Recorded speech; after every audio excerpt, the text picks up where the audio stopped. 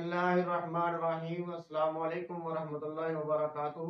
عزیز طلباء کرام، آج کا سبق ہم جانیں گے سورت طٰہٰ، تعارف، قدیم مال، ایمان لانے کا واقعہ، خلاصہ، مضامین، عظیم قدرتوں کا بیان، قرآن مجید کا مرتبہ، آخر میں اہم علمی اور عملی نکات ہم جانیں گے۔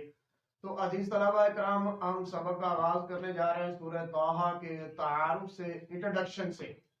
تو سورہ طٰہٰ مکی صورت ہے۔ عزیز طلباء کرام، آج پھر آپ کو بتاتے چلیں کہ مکی صورتیں وہ صورتیں ہوتی ہیں جو حضور پاک صلی اللہ علیہ وسلم نے مکہ میں جو دور گزارا تھا نا، مکہ میں، تو مکہ میں رہتے ہوئے جو صورتیں آپ پر نازل ہوئیں ان کو مکی صورتیں کہا جائے گا۔ اس میں 135 آیات ہیں، اور سورہ طٰہٰ صورتوں میں سے جن کے نام حروف مقطعات پر رکھے گئے ہیں۔ مقطعات کا مطلب ہوتا ہے کٹے ہوئے حروف، اور مقطعات کا معنی میننگ اللہ اور اس کا رسول ہی بہتر جانتا ہے۔ اور مقطعات سے مراد الف لام میم نون صاد حامیم حامیم عین سین قاف، یہ حروف مقطعات ہیں، ان کی بڑی فضیلت ہے، اور یہ مجموعی طور پر بھی ایک جو ہے نا وہ ایک پیج کی صورت میں مل جاتے ہیں، اور اس کی بڑی برکت ہے، روزانہ پڑھنا چاہیے، اس میں بڑا ثواب ہے۔ اور اس صورت کا آغاز حروف مقطعات میں سے ہوتا ہے، اس وجہ سے اس صورت کا نام سورہ طٰہٰ رکھا گیا ہے۔ سورہ طٰہٰ کو سورہ طٰہٰ کا ٹائٹل اس وجہ سے دیا گیا ہے کہ اس صورت کا آغاز جو ہے وہ حروف مقطعات سے ہوتا ہے۔ قدیم مال، سورہ طٰہٰ کے 8 میں سے پہلے جو 5 رکوع ہیں ان میں حضرت موسیٰ علیہ السلام کی زندگی بیان فرمائی گئی ہے۔ جان لیجیے عزیز طلباء کرام، حضرت موسیٰ علیہ السلام کا جو لقب ہے وہ کلیم اللہ ہے، اللہ تعالیٰ سے کلام کرنے والا۔ جن صورتوں کے بارے میں حضور پاک صلی اللہ علیہ وسلم نے فرمایا کہ یہ میرا کلیم مال اور قیمتی اثاثہ ہے، ان میں سے یہ سورہ طٰہٰ ہے۔ اور اس کے بعد آگے ایمان لانے کا واقعہ، حضرت عمر فاروق رضی اللہ تعالی عنہ کے اسلام لانے کے واقعہ میں یہ تذکرہ ملتا ہے کہ جب وہ اپنی بہن کے گھر تشریف لے گئے اور انہوں نے اپنی بہن سے سورہ طٰہٰ کی تلاوت سنی تو ان کے دل میں اسلام گھر کر گیا، یعنی سورہ طٰہٰ کی کچھ آیات سنی اور ان کا دل نرم ہو گیا اور اسلام کی طرف وہ مائل ہو گئے، اور انہوں نے اسی وقت اسلام قبول کرنے کا فیصلہ کر لیا۔ سورہ طٰہٰ کا خلاصہ، سورہ طٰہٰ کا خلاصہ حضرت موسیٰ علیہ السلام کا تفصیلی تذکرہ موجود ہے، اور پھر توحید ہے، رسالت ہے اور آخرت کا بیان ہے۔ اس کے بعد آگے مضامین ہے۔ سورہ طٰہٰ میں حضرت موسیٰ علیہ السلام کی جو زندگی ہے وہ 3 مراحل میں بیان کی گئی ہے۔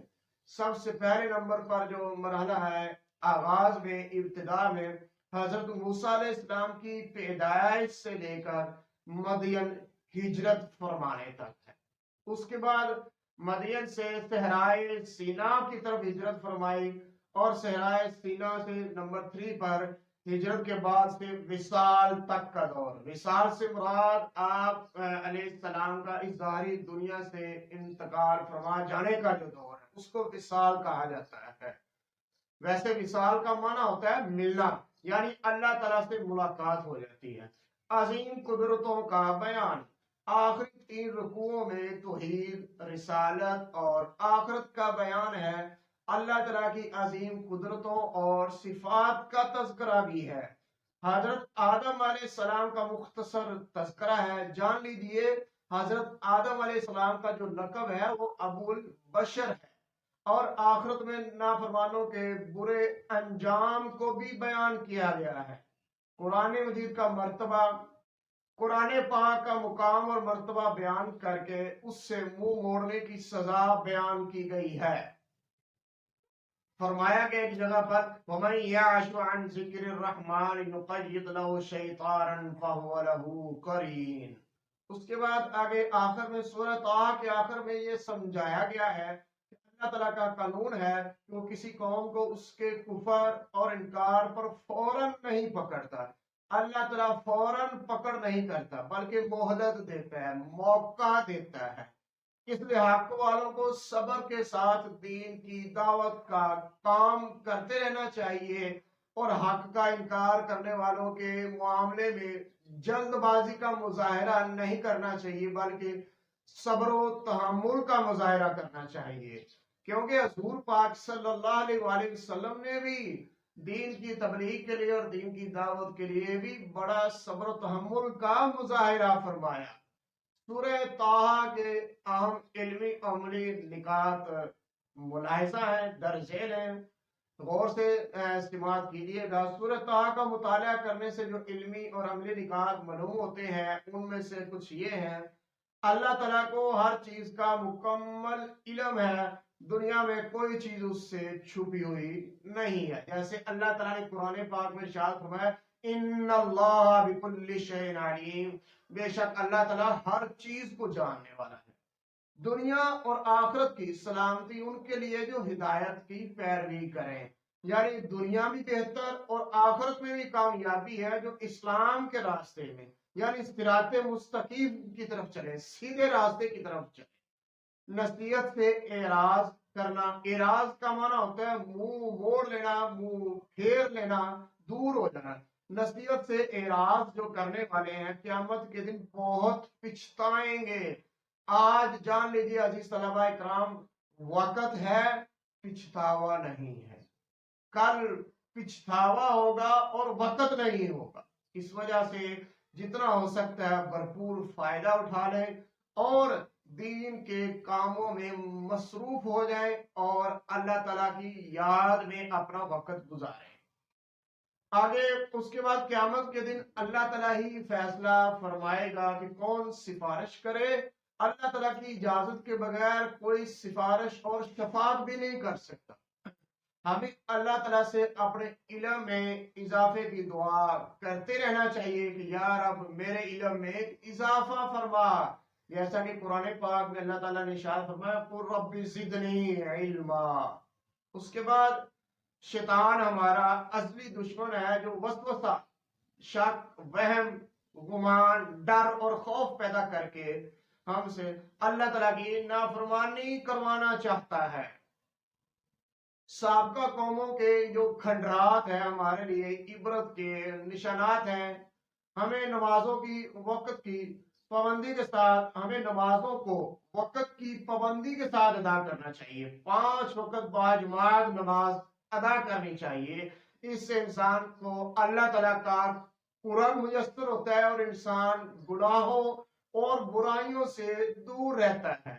دنیا کی نعمتیں ہمارے لیے آزمائش اور امتحان کے لیے ہیں کہ انسان ان دنیا کی جو نعمتوں کا استعمال کیسے کرتا ہے اور اس کے بعد اس پر کتنا شکر ادا کرتا ہے۔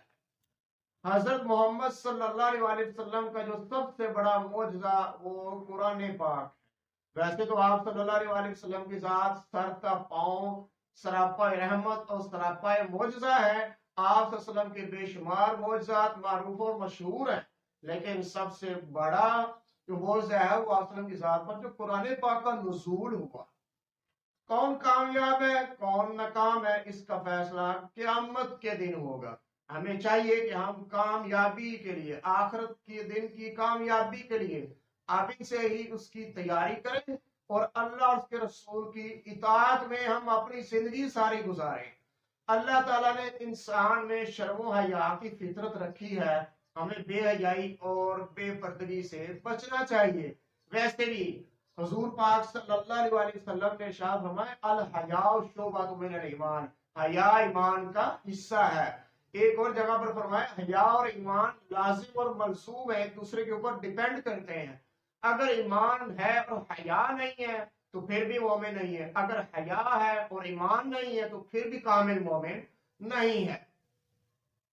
اور اس کے بعد قرآن پاک پر عمل نہ کرنے والوں کی دنیاوی زندگی تنگ کر دی جاتی ہے، یعنی ان کی دنیا ویران کر دی جاتی ہے اور دنیا کے اندر ان کا جو چین، سکون اور آرام ہوتا ہے وہ ختم ہو جاتا ہے۔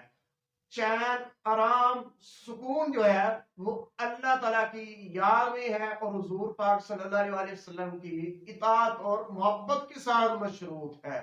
عزیز طلباء کرام، آج کا سبق اختتام پذیر ہوا۔ السلام علیکم۔